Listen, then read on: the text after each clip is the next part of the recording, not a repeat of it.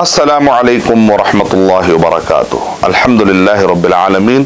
والصلاة والسلام علی رسولہ الکریم وعلی آلہ واصحابہ اجمعین، اما بعد فاعوذ باللہ من الشیطان الرجیم، بسم اللہ الرحمن الرحیم۔ سیقول السفہاء من الناس ما واللہم عن قبلتہم التی کانوا علیہا قل للہ المشرق والمغرب یہدی من یشاء الی صراط مستقیم وَكَذَلِكَ جَعَلْنَاكُمْ أُمَّةً وَسَطًا لِتَكُونُوا شُهَدَاءَ عَلَى النَّاسِ وَيَكُونَ الرَّسُولُ عَلَيْكُمْ شَهِيدًا رَبِّ اشْرَحْ لِي صَدْرِي وَيَسِّرْ لِي أَمْرِي وَاحْلُلْ عُقْدَةً مِّن لِّسَانِي يَفْقَهُوا قَوْلِي۔ میں سب سے پہلے اللہ سبحانہ وتعالیٰ کا شکر بجا لاتا ہوں، بے پایا درود و سلامتی ہو محمد مصطفیٰ صلی اللہ علیہ وسلم پر۔ محترم ناظرین کرام، آج دوسرے پارے کے بارے میں سیقول، دوسرے پارے کا نام ہے سیقول، تو اس بارے میں چند باتیں میں آپ کے سامنے پیش کرنے کی میں سعادت حاصل کر رہا ہوں۔ اور یہ پارہ جو شروع ہوتا ہے آیت نمبر 142 سے، الف لام میم کا جو پارہ تھا آیت نمبر 1 سے لے کر 141 تک چلا، چونکہ سورہ بقرہ ابھی بھی جاری ہے۔ سورہ بقرہ بڑی سورت ہے، پہلے پارے میں دوسرا پارہ اور تیسرے پارے کا ایک اہم حصہ ہے، تقریباً لگ بھگ 2.5 پارے ملتے ہیں تو ایک سورہ بقرہ مکمل ہوتا ہے۔ تو سورہ بقرہ ایک بہت طویل سورت ہے، اور آیت نمبر 142 سے لے کر 162 یعنی لگ بھگ 20 آیتوں کے بارے میں اگر آپ غور کریں گے تو اس میں ایک واضح نقطہ یہ ہے، وہ ہے انتقال السیادہ، یعنی کہ بنی اسرائیل کو بتایا جا رہا ہے کہ اے بنی اسرائیل، تمہاری نافرمانیوں کی وجہ سے، تمہاری سرکشی کی وجہ سے اور وحی کے معاملے میں تمہارے اعتراضات، جبرائیل صلاۃ والسلام سے تمہاری نفرت، اور قرآن مجید اور وحی کے سلسلے میں تمہاری تحریف، تمہارے تبدیل اور نبی کی بات کو نکال کے پھینکنا، سرکشی کرنا اور بغاوت کرنا اور احترام کی نگاہ سے نہ دیکھتے ہوئے بے دردی کے ساتھ نبوت کی باتوں کو انکار کرنا، جھٹلانا، یہ سب تمہارے اندر جو برائیاں ہیں، اب ٹائم آ گیا ہے کہ اب جو نبوت کا سلسلہ تمہارے نسلوں میں جو آ رہا تھا، تمہارے کنبے اور قبیلوں میں جو آ رہا تھا، اب یہ فضیلت تمہارے اندر باقی نہیں رہی۔ اب سیادت بنی اسرائیل سے نکل کر بنی اسماعیل یعنی اسماعیل علیہ السلام کی نسل میں اب سیادت کو لایا جائے گا۔ اور ابراہیم علیہ السلام نے جو دعا کی، یعنی پہلے پارے کے آخری حصے میں جو دعا ہے، ربنا وابعث فیہم رسولا منہم، اے اللہ، یعنی ابراہیم علیہ السلام دعا کر رہے ہیں کہ اے اللہ، یہ جو مکہ ہے یہ دیکھنے میں بھی خالی ہے، بے آب و گیا ہے، لیکن یہاں پر ایک شہر تو بنا دے، اور یہاں پر شہر میں تو ایک نبی بھیج، دعا قبول ہونا ہے، اور تمہیں تمہارے نافرمانیوں کی وجہ سے مزہ چکانا ہے، ٹھیک ہے؟ اور پھر اب تم کو بتایا جائے گا کہ دیکھو کس طریقے سے محمد صلی اللہ علیہ وسلم اور امت محمدیہ پرفیکٹ ہے، اس کام کے لیے بتایا جا رہا ہے۔ تو سیقول السفہاء من الناس ما ولاہم عن قبلتہم التی، یہ صرف تحویل قبلہ کی بات نہیں ہے کہ صرف قبلہ ہی چینج نہیں ہو رہا ہے، بلکہ دین اور سیادت اور قیادت، بلکہ نبوت کی بھاری ذمہ داری اب پوری طریقے سے چینج ہونے والی ہے، گویا کہ یہ اعلان ہے۔ اور ان آیتوں پہ غور کرنے سے پتہ چلتا ہے کہ یہاں پر اللہ سبحانہ وتعالیٰ نے امت مسلمہ کو بڑی بھاری ذمہ داری دی ہے، امت محمدیہ کو بہت بھاری ذمہ داری دی ہے۔ گزشتہ جتنی امتیں گزری ہیں، جتنے انبیاء کرام آئے ہیں، وہ انبیاء کرام نے اپنے اپنے زمانے بڑی محنت کی، لیکن قیامت کے وقت کچھ ایسی قومیں آئیں گی جو نبیوں کے دعوت کا انکار کریں گی۔ تو اللہ سبحانہ وتعالیٰ جب صحیح بخاری حدیث نمبر 4217 پڑھتے ہیں تو اس سے پتہ چلتا ہے کہ اللہ سبحانہ وتعالیٰ قیامت کے دن، ابو سعید خدری رضی اللہ تعالیٰ کہتے ہیں کہ نبی اکرم صلی اللہ علیہ وسلم نے ارشاد فرمایا کہ قیامت کے دن اللہ سبحانہ وتعالیٰ نبی سے پوچھیں گے، کیا تم نے اپنی قوم کو بات پہنچا دی؟ تو کہیں گے ہاں پہنچا دی۔ جب قوم سے پوچھا جائے گا تو قوم کہے گی کہ ہمیں نبی نے بات نہیں پہنچائی۔ تو ایسے وقت پر اللہ سبحانہ وتعالیٰ امت محمدیہ سے کہیں گے کہ بتاؤ تو صحیح کہ نبیوں نے بات پہنچا دی یا نہیں پہنچا دی؟ تو سارے امت محمدیہ نبیوں کے حق میں گواہی دے کر کہیں گے کہ انہوں نے بات پہنچا دی، کیونکہ نبی اکرم صلی اللہ علیہ وسلم نے ہم کو ایسے بتلایا تھا۔ دیکھا آپ نے کتنا اونچا مقام ہے۔ امت وسط بڑا بہترین اور عمدہ لقب دیا گیا اس امت محمدیہ کو، وَكَذَلِكَ جَعَلْنَاكُمْ أُمَّةً وَسَطًا، یعنی علماء کرام کہتے ہیں کہ ایک بہت ہی اونچا مقام و مرتبہ دیا گیا امت مسلمہ کو۔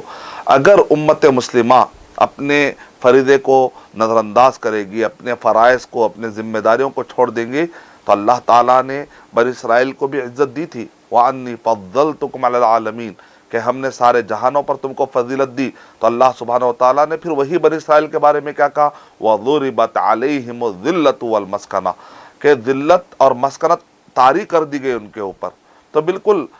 اس امت کے لیے بھی وہی اصول ہے کہ نبی اکرم صلی اللہ علیہ وسلم نے ارشاد فرمایا، صلّت اللہ علیکم ذلًا، سنن ابی داؤد کی روایت، اور اسی طریقے سے صحیح الجامع صغیر کے اندر، کہ اللہ سبحانہ وتعالیٰ تم پر ذلت کو طاری کریں گے۔ مسلمانوں کو دھمکی دی جا رہی ہے، لا ينزعه، اور اللہ تعالیٰ اس ذلت کو ہٹائیں گے نہیں، حتی ترجعوا الی دینکم، جب تک کہ تم دین کی طرف نہیں لوٹاؤ گے۔ تو مسلمانوں کی عزت مال و دولت یا شہرت کی وجہ سے نہیں، مسلمانوں کی عزت اچھا پہننے اور اچھا کھانے سے یا اسٹینڈرڈز مینٹین کرنے سے نہیں، مسلمانوں کی عزت دین سے وابستہ ہونے میں۔ اور ایک روایت میں ہے، حتی ترجعوا الی امرکم الاول، کوسی دینداری؟ کیا ہم نے جو سمجھ لی وہ دینداری؟ نہیں، جو نبی صلی اللہ علیہ وسلم اور صحابہ کے زمانے میں دین تھا وہ دینداری۔ تو امت وسط بڑا اونچا لقب ہے۔ یہ اس کے حقدار کب بنیں گے ہم؟ جبکہ ہم اسلام کی سچائی کو مسلمانوں میں اور خاص طور سے غیر مسلموں کے سامنے پیش کریں گے۔ پورے انسانوں کو یہ موقع نہ ملے قیامت کے دن کہ ہم کو کوئی سمجھانے والا نہیں آیا، ہم کو تو کوئی ڈرانے والا نہیں آیا۔ تو یہ بہت اہم سبق ہے۔ جیسا کہ میں نے آپ کے سامنے صحیح بخاری کی روایت اور حدیث پیش کر کے کہا کہ یہاں اس کی اتنی زیادہ اہمیت ہے کہ گزشتہ انبیاء کو بھی جب قوم جھٹلائے گی تو اس وقت پر یہ امت کھڑی ہوگی اور کہے گی کہ نہیں نہیں، انبیاء کرام نے اپنی بات کو پہنچا دیا تھا۔ یہ بڑے اونچے مرتبے اور فضیلت کی بات ہے۔ اب جب سیادت منتقل ہوتی ہے تو ظاہر بات ہے حسد آتا ہے۔ اس حسد کی وجہ سے آگے ذکر کیا گیا کہ بنی اسرائیل، یہ یہودی اور یہ نصارہ کو معلوم ہے کہ ایک نبی آنے والے، یستفتحون، قرآن مجید میں کہا گیا، وہ جب بھی مغلوب ہو جاتے تو کہتے ہم ایک نبی آئے گا تو نبی کے ساتھ ہم واپس غلبہ پائیں گے، فتح پائیں گے، کہتے بھی تھے، یعنی کہ ان کو یقین تھا۔ لیکن جب نبی اکرم صلی اللہ علیہ وسلم آ گئے تو انہوں نے انکار کر دیا۔ تو اللہ سبحانہ وتعالیٰ کہہ رہے یعرفونہ کما یعرفون ابناءہم، وہ نبی صلی اللہ علیہ وسلم کو ویسے جانتے ہیں جیسا کہ اپنے بچوں کو، یعنی بچے جیسا ایک آدمی کہتا ہے میرے بچے ہیں، تو ویسے ہی یقین کے ساتھ نبی اکرم صلی اللہ علیہ وسلم کے صفتیں ان پر ظاہر ہو چکی تھی، پھر بھی انہوں نے محمد صلی اللہ علیہ وسلم کو نبی ماننے سے انہوں نے انکار کر دیا، یہودیوں نے اور نصارہ نے۔ تو اللہ سبحانہ وتعالیٰ آگے تذکرہ کہہ رہے ہیں کہ تمہارے حسد کی وجہ سے تم ایسا کر رہے ہو کہ محمد صلی اللہ علیہ وسلم کا تم انکار کر رہے ہو، کتمان کے شکار ہو رہے ہو، جبکہ تم سے وعدہ لیا گیا تھا، تم جن کتابوں کے پڑھنے کا تم دعویٰ کرتے ہو اس میں نبیوں نے کہا تھا ایک نبی آنے والا ہے، تو وہ پیشن گوئی کے مطابق، اور اسی طریقے سے تم نے جو وعدہ کیا تھا کہ ہم ساتھ دیں گے، ہم مدد کریں گے، اس پر تم نے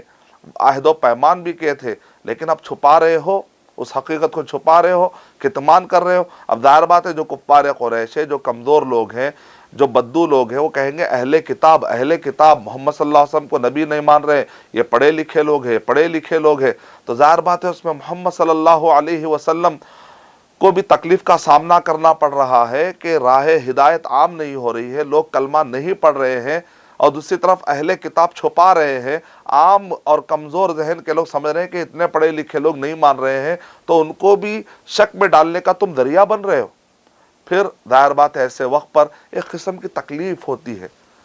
اسی تکلیف کو اللہ سبحانہ وتعالیٰ نے کہا آزمائش۔ اے نبی اکرم صلی اللہ علیہ وسلم، اب اگر کچھ لوگ آپ کو نہیں مانتے، اس کتاب کو نہیں مانتے، توحید، رسالت، آخرت، یہ سچائیوں کو اگر نہیں مانتے، تو کبیدہ خاطر ہونے کی ضرورت نہیں ہے، یہ ایک آزمائش کا حصہ ہے، it is a part of life, یہ تو زندگی کا ایک حصہ ہے، اور یہ آزمائش تو ہو کر رہے گی، یہ تو آزمائشیں آتے رہیں گی۔ اس لیے اللہ سبحانہ وتعالیٰ نے آگے ارشاد فرمایا، یعنی میں آپ کے سامنے آیت نمبر 142 سے 162 20 آیتوں کے درمیان جو مین پوائنٹس ہے اس کو میں ہائی لائٹ کرنے کی کوشش کر رہا ہوں۔ امت وسط کے بعد، تحویل قبلہ کے بعد، پھر اسی طریقے سے نبی اکرم صلی اللہ علیہ وسلم کے صفتوں اور نبی صلی اللہ علیہ وسلم کی رسالت کا کتمان کرنے والے گناہ کے ذکر کے بعد، پھر اللہ سبحانہ وتعالیٰ نے نبی اکرم صلی اللہ علیہ وسلم کے مہم کا تذکرہ کیا۔ اس مہم میں کفار کی مخالفت اور کفار جو احد کے وقت پر جو صحابہ یا جنگ بدر کے وقت پر جو صحابہ کرام شہید ہوئے تھے، اس کو لے کر وہ لوگ کہہ رہے تھے کہ دیکھو یہ لوگ گئے جنگ کرنے اور مر گئے، تو اللہ سبحانہ وتعالیٰ نے کہا کہ تم مت کہو وَلَا تَقُولُوا لِمَنْ يُقْتَلُ فِي سَبِيلِ اللَّهِ أَمْوَاتٌ بل احیاء ولکن لا تشعرون، یہ برزخی زندگی میں ایسے زندہ ہیں، وہ ایک برزخی زندگی نصیب ہو چکی ہے انہیں، ولکن لا تشعرون، لیکن تم اس کو سمجھ نہیں سکتے، وہ زندگی دنیا والی زندگی نہیں ہے، تم سمجھ نہیں سکتے۔ جیسا کہ صحیح بخاری کے اندر تفسیر میں بتا دیا گیا کہ جو شہداء ہوتے ہیں ان کو ہرے پرندوں میں ان کی روح ڈال دی جاتی ہے، عرش کے نیچے ایک باغ ہے، وہاں پر پھل ہے، اس سے وہ کھا رہے ہیں۔ یہ زندگی کا مطلب یہ برزخی زندگی ہے، اور یہ زندگی سے مراد یہ پرندوں کے اندر جو روح ہے اس ٹائپ کی زندگی ہے، تفصیل بتا دی گئی ہے، اور اس سے زیادہ ہم اپنی طرف سے دنیاوی زندگی پر اس کو اپلائی کرنے کی کوشش نہ کریں۔ اس کے بعد اللہ سبحانہ وتعالیٰ نے تسلی دیتے ہوئے کہا کہ یہ پارٹ آف لائف ہے، یہ تو آزمائش ہو کر رہے گی۔ وَلَنَبْلُوَنَّكُمْ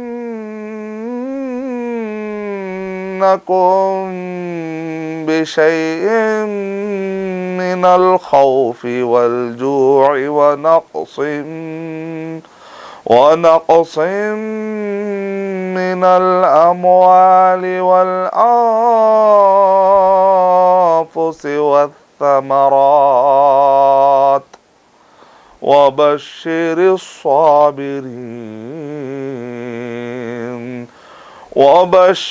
الصَّابِرِينَ الَّذِينَ إِذَا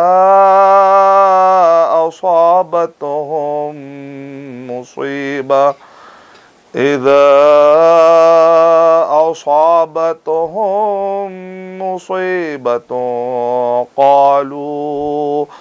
قالوا إنا لله وإنا إليه راجعون أولئك عليهم صلوات من ربهم ورحمة وأولئك هم المهتدون۔ ہم ضرور تم کو آزمائیں گے۔ جیسے ایک فوج کو ایک کمانڈر کہتا ہے کہ آگے وادیاں ہیں، آگے خطرناک ہے چیزیں ہیں، کیوں؟ تاکہ مینٹلی پروگرام ہو جائے۔ آدمی اگر پہلے سے پروگرام نہیں ہوتا، پہلے سے پریپیئرڈ نہیں ہوتا ہے، مصیبتیں آتی ہیں تو گھبرا جاتے ہیں۔ تو قرآن مجید میں یہ نہیں کہا گیا کہ جب تم دین کی راہ پہ چلو گے، حق بات بتاؤ گے تو تمہیں پھولوں کی سیج ملے گی، نہیں۔ قرآن مجید میں بتا دیا گیا بحیثیت مسلمان، بحیثیت مومن جب تم زندگی گزارو گے تو آزمائشیں آئیں گی، ان آزمائشوں سے گزرو گے، اللہ کی مدد آئے گی، اللہ کی رحمت آئے گی۔ تو اللہ سبحانہ تعالیٰ کہہ رہے ہیں کہ ہم تم کو ضرور آزمائیں گے۔ دیکھیں قرآن مجید میں آپ کو یہ کہہ کر دھوکہ نہیں دیا گیا کہ تم کلمہ پڑھ لو گے تو تمہارے لیے نعمتیں ہوں گی، ایسی بات نہیں۔ آزمائشیں آئیں گی، شیطان لگا ہوا ہے، حسد لگا ہوا ہے، لوگوں کی شرارتیں لگی ہوئی ہے، نافرمان لوگوں کی اور سرکش لوگوں کی محنتیں لگی ہوئی ہے، تو مصیبتیں آئیں گی۔ تو حقیقت رکھ دی گئی، قرآن مجید سچی کتاب ہے، سچی گائیڈ کرنے والی کتاب ہے، تو آدمی مینٹلی ریڈی ہو جائے گا۔ وَلَنَبْلُوَنَّكُمْ بِشَيْءٍ مِّنَ الْخَوْفِ، کچھ خوف آئے گا، وَالْجُوعِ، تھوڑی بھوک آئے گی، وَنَقْصٍ مِّنَ الْأَمْوَالِ وَالْأَنفُسِ وَالثَّمَرَاتِ، کچھ مال میں کمی، کبھی جو ہے صحت یا جان کا جوخم بھی ہو سکتا ہے، عزت کی بات آ سکتی ہے، والثمرات، آنے والا رزق کم ہو سکتا ہے، پھل کم ہو سکتے ہیں۔ اور کہہ رہے ہیں کہ اللہ تعالیٰ کہہ رہے ہیں صبر کرنے والوں کو خوشخبری ہے، صبر کر کے رہیں گے تو ہی یہ مرحلے سے پار ہوں گے۔ الذین اذا اصابتہم مصیبہ، تو ہم کو کیا کرنا جب مصیبت آتی ہے؟ سمپل کہے ہم بھی اللہ کے لیے ہے، ہم ہے اللہ کے لیے اور اسی کی طرف لوٹنا ہے۔ اگر آج کوئی انتقال ہو گیا ہے، ہم کو بھی کل کے لوٹنا ہے اللہ تعالیٰ کے پاس۔ بہت آسان کر دیا گیا، مصیبت کو جھیلنے کا طریقہ بتایا جا رہا ہے، مصیبت کو پار کرنے کا طریقہ بتایا جا رہا ہے کہ ہم سب اللہ کے لیے، سب کائنات اللہ کے لیے، اللہ جب چاہے جس چیز کو چاہے لے سکتا ہے، ہم بھی اللہ کے لیے، اس کے لیے ریڈی ہے ہم جانے کے لیے۔ تو اللہ سے ملاقات کرنے سے کیا گھبرانا، یہ دنیا سے اتنی محبت کیوں پال لیں کہ اللہ تعالیٰ کے پاس جانے کے لیے گھبراہٹ پیدا ہو جائے؟ تو بات ہی ختم، بہت آسان ہو گیا زندگی گزارنا، مصیبتوں میں رہ کر بھی زندگی گزارنا بہت آسان ہو گیا۔ اب عمر رضی اللہ تعالیٰ عنہ کہہ رہے ہیں اگر کوئی یہ مرحلے کو پار کر لیتا ہے تو کہہ رہے ہیں نعم العدلان و نعمت کہہ رہے ہیں کہ جیسے ایک گھوڑے پر، ایک سواری پر کیا کرتے ہیں، جب ہم ریتی لادتے، پرانے زمانے میں کیا ہوتا تھا، ریتی، آج کل لاری موجود ہے، پرانے زمانے میں ایک سواری رہتی تھی اور ریتی ڈال دی جاتی تھی، تو ایک پلڑے میں ریتی، پھر دوسرے پلڑے میں اتنی ہی ریتی ڈال دی جاتی تھی، تو کیا ہے تاکہ دو پلڑے جو ہے نا آپس میں توازن برقرار رہے، گر نہ جائے، ایک طرف زیادہ رہے گا دوسری طرف خالی ہے تو ظاہر بات ہے عدلان، عدل یعنی کہ برابر نہیں ہوگا تو گرنے کا چانس رہے گا، تو دو جگہ پر بھی برابر ریتی ڈال دی جاتی ہے، پھر اوپر بھی کچھ جگہ بچتی ہے تو وہاں پر بھی کچھ کچی ریتی ڈال دی جاتی تھی، تو اس طریقے سے ایک سواری کو تیار کیا آتا تھا یہاں سے وہاں تک نقل کرنے کے لیے۔ تو عمر رضی اللہ تعالیٰ نے کہا دونوں پلڑے بھی بھاری ہے اور اوپر جو چیز پائی جا رہی ہے اس کی بھی اپنی اہمیت ہے، اس کو کہتے ہیں علاوہ، اس کے علاوہ بھی ہے، نعمت العدلان و نعمت العلاوہ۔ تو جیسے آپ دیکھ رہے ہیں اولئک علیہم صلوات من ربہم ورحمہ، کہ اللہ تعالیٰ کہہ رہے ہیں کہ صبر کریں گے تو کیا ملیں گے؟ اللہ تعالیٰ کی طرف صلوات ملیں گے، یعنی ثنا ہی ثنا، تعریف ہی تعریف، اور ورحمہ، رحمت ہی رحمت۔ پھر اللہ تعالیٰ کہہ کر اولئک هم المہتدون، پھر ہدایت بھی الگ سے ملے گی، رحمت اور تعریفیں اللہ تعالیٰ کی طرف سے مل رہے ہیں، ساتھ میں پھر رحمت اور ہدایت بھی مل رہی ہے، تین نعمتیں لے کر بندہ نکلے گا اگر صبر کے راستے پر وہ گامزن ہوگا اور حقیقت زندگی کو جان لے گا اور اللہ کے لیے ہر چیز کو جھیلنے کے لیے تیار ہو جائے گا، اچھے حالات میں شکر ادا کرے گا، برے حالات میں صبر کرے گا، تو یہ زندگی گزارنا اس کے لیے بہت آسان ہو جائے گا۔ پھر آیت نمبر 163 کے بعد 163 اور 167، اس سے پہلے اہل کتاب کو پھر ڈانٹا گیا ختم پر، پھر اس کے بعد 163 آئی، اہل کتاب جو کتمان کر رہے تھے کہ جب تک تم بتاؤ گے نہیں، جب تک تم اصلاح نہیں کرو گے اور حقیقت جو محمد صلی اللہ علیہ وسلم کہ حقیقی طور پر رسول ہے، جب تک تم اظہار نہیں کرو گے ذلت تم پر طاری رہے گی، اور جب تم اس امت کا حصہ بنو گے تو یہ فضیلت میں تم بھی شریک ہو جاؤ گے، ورنہ پھر اسی ذلت میں پڑے رہو گے۔ اور کچھ اہل کتاب نے کلمہ بھی پڑھا، کچھ اہل کتاب عبداللہ بن سلام نے کلمہ پڑھا اور انہوں نے حقیقت کا اظہار کیا اور کہا کہ یہ نبی ہے، اور یہ یہودیوں کے سردار تھے۔ جب انہوں نے کلمہ پڑھا تو یہودیوں نے کہا کہ یہ بیکار آدمی ہے، جبکہ وہ کہہ رہے تھے سردار ہے، اچھا آدمی ہے، لیکن اظہار کرنے کا کہہ رہے تھے یہ تو آدمی بیکار ہے، یعنی مطلب یہ کہ اس سے آپ کو بنی اسرائیل کا مزاج اور ان کی سرکشی کا پتہ چل جائے گا، اللہ حفاظت فرمائے۔ اب آیت نمبر 163 سے لے کر 177 کے درمیان میں یہ بتایا جا رہا ہے آخر یہ محمد صلی اللہ علیہ وسلم کو خلافت کیوں دی جا رہی ہے، یہ سیادت کیوں دیا رہی، یہ مرتبہ کیوں دیا جا رہا ہے، بنی اسماعیل سے میں یہ منتقل کیوں کی جا رہی ہے اتنی بڑی سیادت؟ کیونکہ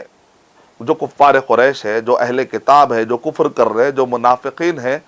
یہ یا تو کتمان کا شکار ہو گئے، چھپا رہے حقیقتوں کو، یا آبا پرستی میں مبتلا ہو چکے ہیں، یا توحید کا دامن انہوں نے چھوڑ دیا ہے، جو خالص توحید ہے اس کا راستہ انہوں نے چھوڑ دیا ہے، اور جو ایمانیات ہے جس کا ذکر سورہ بقرہ نمبر 2 کے آیت نمبر 177 میں ہے، جس کو بر کہہ کر تعبیر کیا گیا، وہ ایمانیات میں کمزور پڑ چکے ہیں، اصولیات میں کمزور پڑ چکے ہیں، حلال و حرام کی تمیز باقی نہیں رہی۔ یہ سارے مضامین آئے ہیں آیت نمبر 177 تک۔ پھر آیت نمبر 177 سے اگر ہم آگے بڑھتے ہیں 178 اور 203، بڑے بڑے اہم موضوعات کے بارے میں گفتگو ہوئی ہے۔ یہاں پر ذکر ہوا کہ باطل طریقے سے مال نہ کھائیں، یہاں اس بات کا ذکر ہوا کہ جو قتال ہوتا ہے وہ دفاع کے طور پر ہوتا ہے، ابتدا کر کے ظلم کی نیت سے کوئی آدمی ابتدا کرے، کسی کو چھیڑے، اسلام میں اس ٹائپ کا قتال، اس ٹائپ کی لڑائی کا کوئی تصور نہیں ہے۔ وَلَا تَتَمَنُّوا لِقَاءَ الْعَدُوِّ، دشمن سے بھڑنے کی تمنا مت کرو، حدیث ہے ڈائریکٹ۔ لیکن وَإِذَا لَقِيتُمْ فَاثْبُتُوا، لیکن اگر کوئی تم پر اٹیک کرے تو اپنا ڈیفنس کر سکتے ہو، تو تب تم ثابت قدم رہو۔ دنیا کا ہر قانون سیلف ڈیفنس کی اجازت دیتا ہے، تو سیلف ڈیفنس کا انکار نہیں ہے، لیکن آگے بڑھ کر جنگ چھیڑنا، مصیبتیں کھڑے کرنا، فساد قائم کرنا، دہشت گردی کا ماحول قائم کرنا، اسلام کا جہاد کا کانسیپٹ اس سے بری ہے۔ پھر اس کے بعد روزوں کا ذکر ملتا ہے، پھر روزوں کے بعد امیڈیٹ جو ذکر ملتا ہے قبولیت دعا کا، یعنی قبولیت دعا۔ ظاہر بات ہے جب آدمی روزہ رکھتا ہے تو کس کے لیے بھوکا رہتا؟ اللہ سبحانہ وتعالیٰ کے لیے، تو بڑا گہرا تعلق ہے۔ تو دعا بھی جب بندہ کرتا ہے تو اللہ سبحانہ وتعالیٰ کے لیے کرنا چاہیے۔ پھر اس کے بعد ذکر ہوا کہ رشوت نہ کھائیں۔ ظاہر بات ہے آدمی بھوکا رہتا کیوں ہے؟ اس کو ایک تربیت دی جاتی ہے کہ دیکھو یہاں پر تم اللہ کے حکم سے رمضان مبارک میں کھانا ایک حلال چیز تھی، لیکن اللہ کے خاطر تم سحری کے سے لے کر افطار تک رکے کہ نہیں رکے؟ ایک حلال چیز سے جب تم رک جاتے ہو تو پھر حرام چیزوں سے تو بدرجہ اولا تم کو رکنا ہے، رشوت نہیں لے سکتے، یعنی تم کو تو اور رکنا ہی رکنا ہے حرام چیزوں سے۔ یہ تربیت ہے۔ پھر اس کا رؤیت ہلال کا ذکر ہے، چاند کے مسائل کا ذکر ہے۔ اب چاند کے مسائل کی اہمیت روزوں سے بھی متعلق ہے، اور آگے جو حج کا ذکر آ رہا ہے اس سے بھی متعلق ہے۔ آیت نمبر 203 سے لے کر، یعنی 204 سے لے کر 220 تک جب ہم دیکھتے ہیں تو وہاں پر بھی ہمیں بڑے اہم مسائل کا ذکر ملتا ہے۔ ضرورت انبیاء، نبیوں کی ضرورت کیوں پڑی، اور اسی طرح اشہر حرم میں قتال نہیں کر سکتے، لیکن اگر کوئی قتال کر رہا ہے تو آپ دفاع کر سکتے لیکن ابتداء نہیں کر سکتے۔ اسی طریقے سے سماجی قسم کی برائیوں سے بھی بچنے کے لیے کہا گیا، جیسے شراب، جوا، ان سب سے روکا گیا ہے۔ اور حرام طریقے سے جو مال کھانے کا سسٹم ہے، یا اسی طرح جہاد کے جو اخلاقیات ہے، جہاد کے دوران بھی اخلاقیات ہے۔ اگر آدمی دفاع کے طور پر بھی کر رہا ہے جہاد میں تو اس میں وہ آدمی حد سے پار نہیں کرے گا، حد سے نہیں گزرے گا۔ پھر آیت نمبر اگر ہم پڑھتے ہیں 220 سے لے کر 221 سے لے کر 244، اس کے اندر احکام الاسرہ بیان کیے گئے، طلاق کے مسائل، ایلا کے مسائل، حیض کی حالت میں اگر مہر دیا جائے تو کتنا مہر دیا جانا چاہیے، اگر مہر نہیں باندھا ہے تو اس کے مسائل کیا ہے، یعنی شادی سے ریلیٹڈ، گھریلو مسائل سے ریلیٹڈ، فیملی سسٹم کے بارے میں گفتگو ہو رہی، کیونکہ سورہ بقرہ جو ہے مدینے میں نازل ہوئی۔ نبی اکرم صلی اللہ علیہ وسلم جب ہجرت کر کے مکہ سے آپ مدینہ تشریف لائے تو مدینہ کے اندر ایک جوڈیشل پاور آپ کے ہاتھ میں تھا، تو نفاذ کرنے کا مسئلہ ہے۔ تو زندگی کے ہر شعبے میں، چاہے گھریلو مسائل ہو، مالی مسائل ہو، ہر ایک کے لیے نبی اکرم صلی اللہ علیہ وسلم کو چونکہ رہنمائی کرنا ہے، تو ظاہر بات ہے ان سارے مسائل کا ذکر سورہ بقرہ میں اگر کیا گیا تو بڑی مناسبت ہے۔ مدنی صورت، پہلی صورت، اور اس کے اندر اتنے سارے احکامات، بڑی مناسبت ہے جو نبی اکرم صلی اللہ علیہ وسلم کو گائیڈ کیا جا رہا ہے، اور نبی اکرم صلی اللہ علیہ وسلم اس کی عملی شکل میں اس کی تنفیذ کر رہے ہیں، اس کا نفاذ کر رہے ہیں۔ آیت نمبر 245 سے لے کر 252 کے درمیان، آیت نمبر 245 سے 252 کے درمیان پھر واپس بتا دیا گیا کہ طالوت اور جالوت کا واقعہ بتایا گیا، اور اسی طرح بنی اسرائیل کے تاریخ میں بزدلی کے واقعات بھی بتا دیے گئے۔ اس طریقے سے تاریخ کا کچھ پہلو بتاتے ہوئے یہ پارے کا اختتام ہوتا ہے۔ گویا کہ اس پورے سورت کے دوران آپ کو فیملی سسٹم کے مسائل بھی مل گئے، عبادات یعنی حج، نماز، روزہ، زکوٰۃ، اور یہاں تک کہ دعا کے مسائل، اس کے تفصیلات، عبادات کے تفصیلات مل گئی، مالی تفصیلات مل گئی، گھریلو مسائل کے تفصیلات مل گئے، تاریخی اعتبار سے سیادت کیوں چھین لی گئی بنی اسرائیل سے اس کے بھی کچھ اسباب بتا دیے گئے، اور نبی اکرم صلی اللہ علیہ وسلم اور امت محمدیہ کی جو قیادت ہے، امت وسط کہہ کر جو فضیلت بتا دی گئی ہے، یہ سارے تفصیلات سیقول پارے میں آپ کو مل جائیں گے۔ تو اس طریقے سے آج ہم نے دوسرے پارے کے کچھ تفصیلات آپ کے سامنے رکھنے کی کوشش کی۔ میں اللہ تعالیٰ سے دعا کرتا ہوں کہ اللہ سبحانہ و تعالیٰ ہمیں قرآن مجید پر غور و فکر کر کے اللہ سبحانہ و تعالیٰ کے قریب ہونے کی توفیق عطا فرمائے، آمین۔ وآخر دعوانا ان الحمد للہ رب العالمین۔ السلام علیکم ورحمۃ اللہ وبرکاتہ۔